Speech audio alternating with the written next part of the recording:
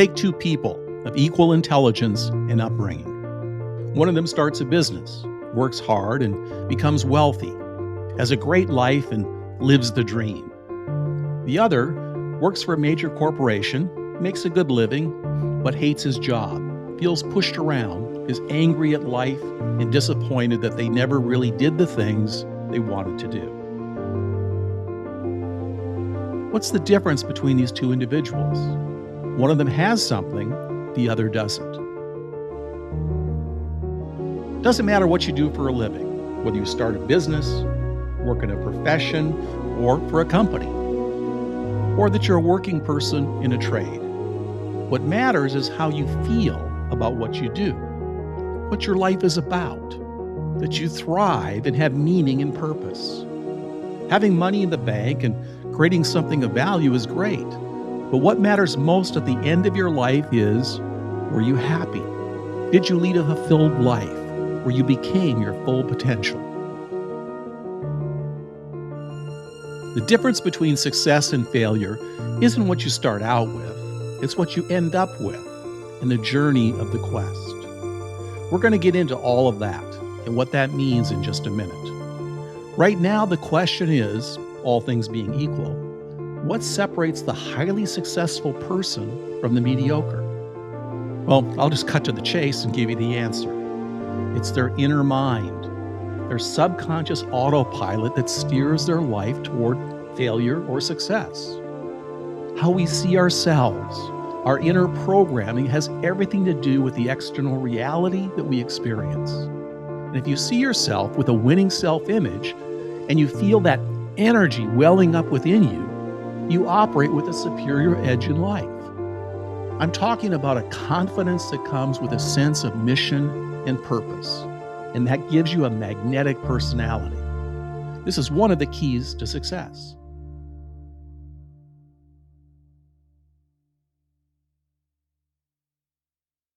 On top of that, there are success traits that embody the mindset of people who appear to automatically gravitate toward success.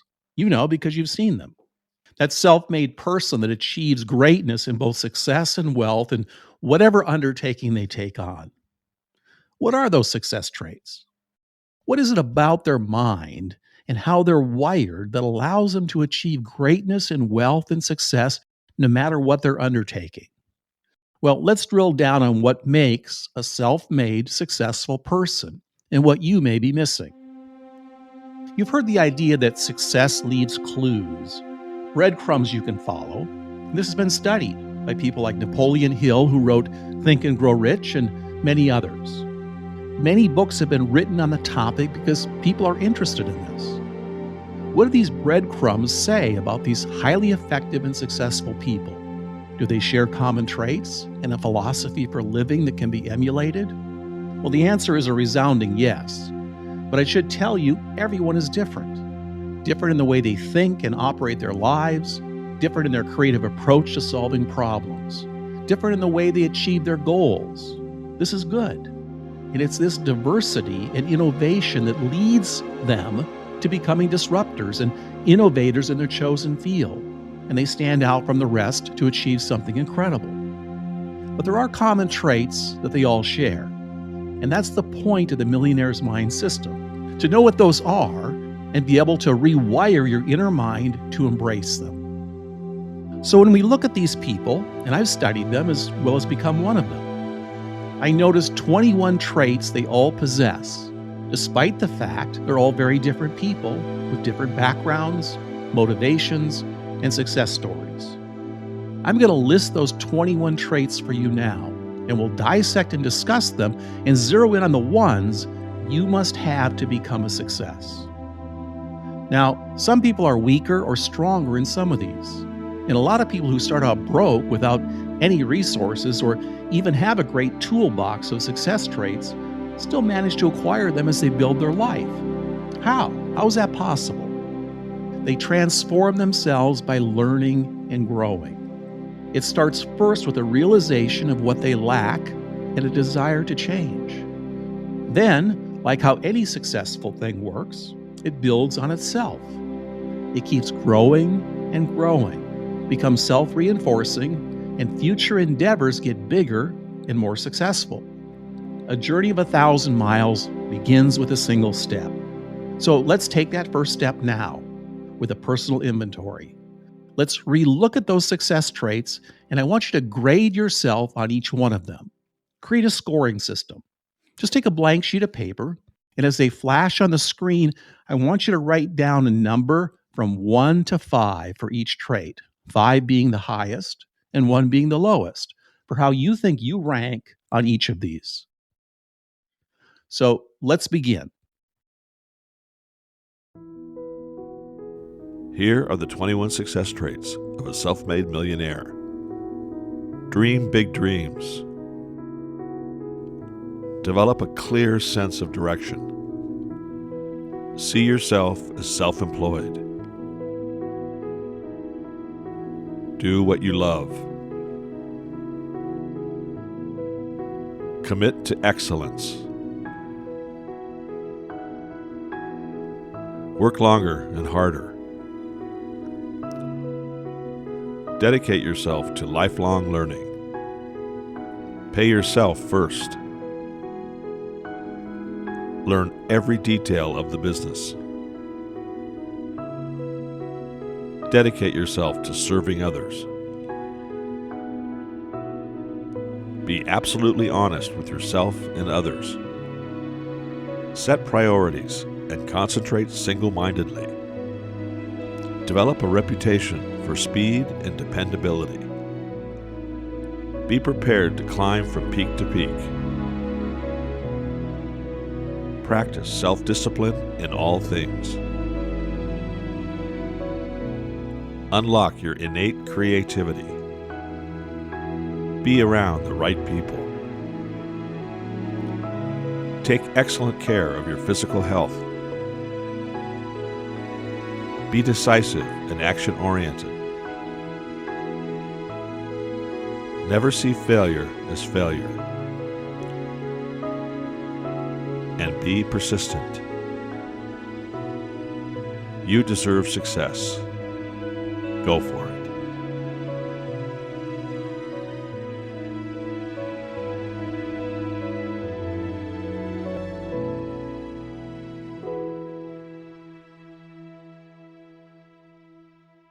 If you're a 5 on all the traits, well, you probably don't need the Millionaire's Mind success system because you're already there. But if you do, let's proceed.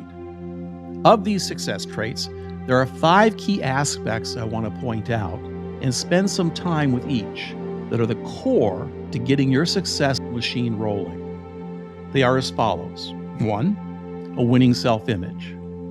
2, how you see and deal with failure. 3, your inner mind programming and how you see money. 4, your bias for action versus procrastinating or being a perfectionist, which is a form of procrastination. 5, your willingness to do what others won't do to achieve a goal.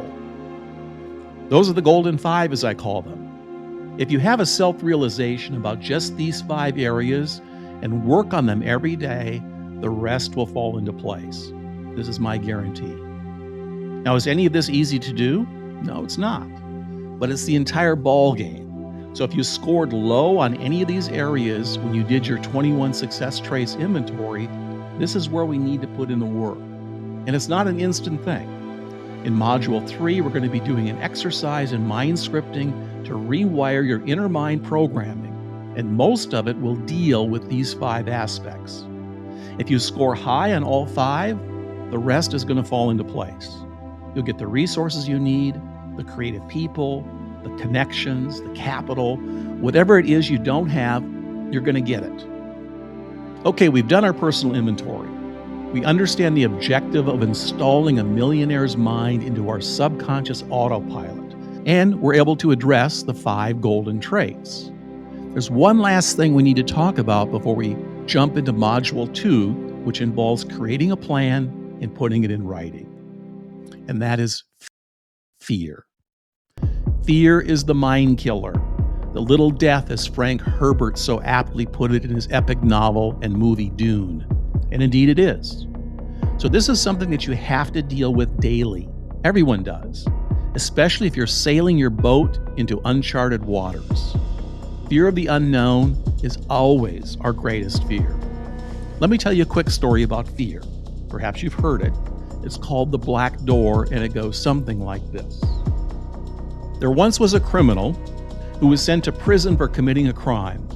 The commander of the prison was going to punish the criminal and gave him two choices: face the firing squad, or at the end of the hallway, there was a black door, and the criminal could choose to enter that.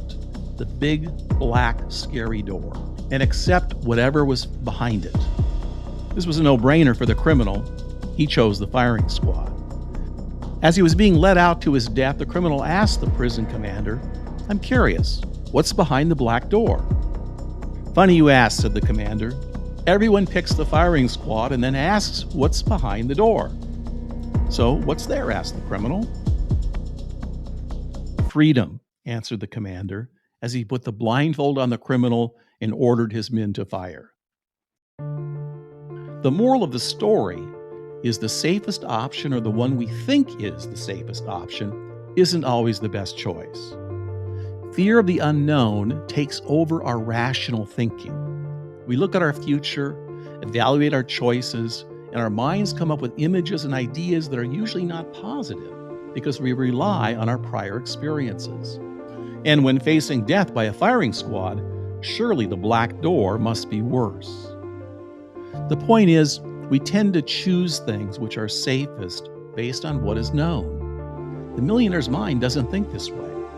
It's programmed to see opportunities others don't see, and is programmed with a positive self-expectancy that when faced with unknowns, it will make the necessary adjustments to maneuver through it. This is the key difference between a millionaire's mind and an ordinary mind. We all experience fear, and starting something new that we could possibly fail at causes anxiety and fear because the outcome is unknown. So we create excuses for not taking action. I'm sure you've heard this kind of self-talk. I just need to be better prepared.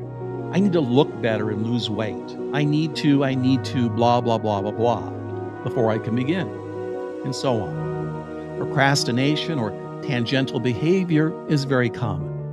Doing everything except what you should be doing, because you may not admit this to yourself, but you're frozen by fear. I'm sure you know what I'm talking about. Salespeople have this problem a lot. They may be too intimidated to pick up the phone and make a cold call. So instead, they spend hours doing paperwork or researching on the computer or taking unrelated calls to avoid doing that thing they fear. Well, here's how to fix that. And at first, you're going to be afraid, but if you do this little trick I'm going to show you now, it will condition yourself over time never to be afraid again. Okay, are you ready? Okay, I want you to do this simple thing. And it may seem so silly and simple, you'll say to yourself, I don't need to do this. I'm telling you to do it. It changed everything for me, and it can for you.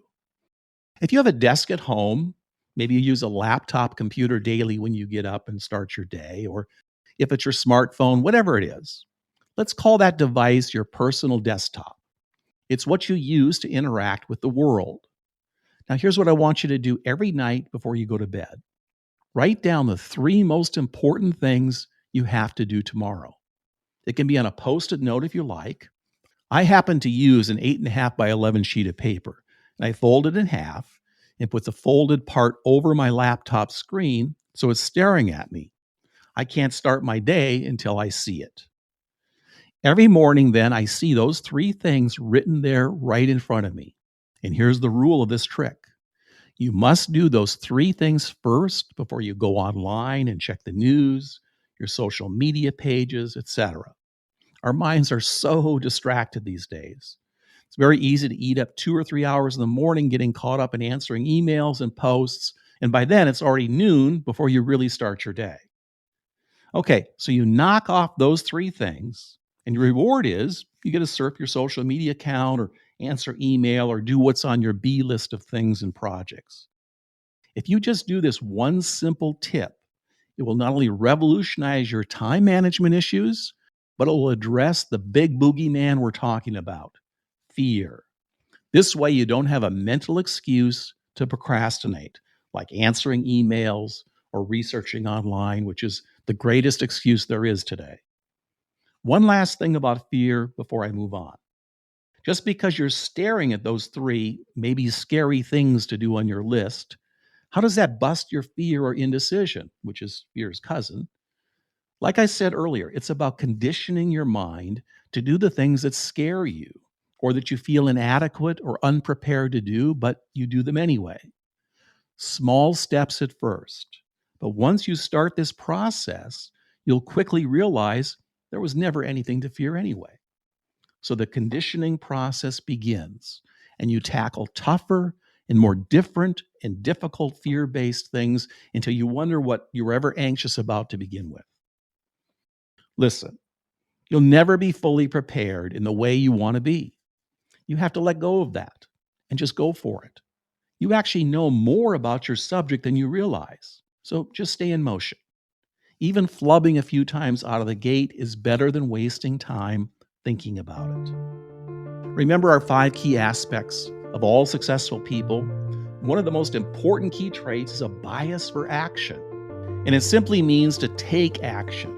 Doesn't matter if you're not fully prepared. Make the call, make the visit, ask for what you want. Do it. There is genius in boldness, and it will eventually erase any fears and condition you to not procrastinate or be tangential.